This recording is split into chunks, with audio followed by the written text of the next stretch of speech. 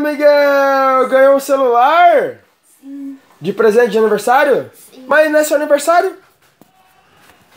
É só mês que vem seu aniversário, né? Sim. E você ganhou já um presente? Sim. Deixa eu ver seu presente. Então abre, pode abrir. Oxi!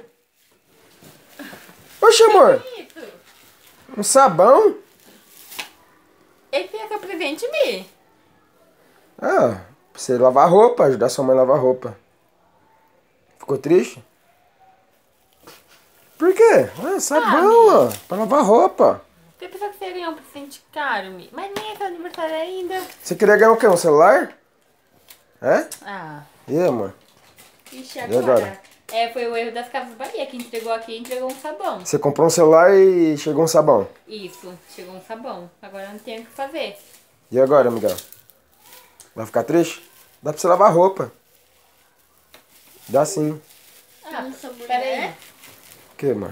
Vamos ver aqui, uma caixa velha que tem aqui. Será que tem um presente aí também? Aqui tá, eu acho que é só a pistolinha. É a foto da Mari que tá aí. A Mari? É. É um presente, você não queria ganhar uma irmãzinha? Pega a Mari de presente, ué. Tá bom, não? Tá. Ganhou uma foto da Mari de presente. O que tem na caixa? Tananana, tananana. Ah, tá tudo feliz achando que é celular, coitada. Nossa! Celular, Miguel. E o fone? O fone tá aqui, ó. O fone você vai dar pro tio? O fone do tio quebrou. Hã? Você perde todos os fones. É. Perde. E você ganhou o quê de presente? Põe aí o fone no ouvido, banca de boizinho. Mas com 7 anos ganhando celular, hein, mano? É brincadeira, hein? 7 anos é 6. Você vai fazer 7.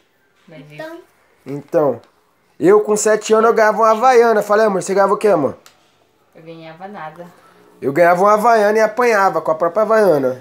Nossa, olha, liga de verdade. Tá feliz? tô. Hã? Tô. Então dá um beijo na agradece. sua mãe. Pede obrigado pra ela. Calma. Ui. Ai, que gordo, mano. Regime.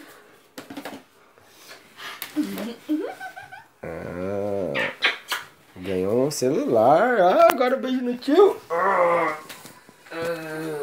E o beijo. E o abraço. E eu te amo. Tá feliz, Mi? Tá feliz? Olha lá. Agora você tem Zap Zap pra adicionar os contatos que você quiser. É, só não pode mandar vídeo de putaria. Aê, Dá tchauzinho. celular. Falou! Aqui é nós, cara.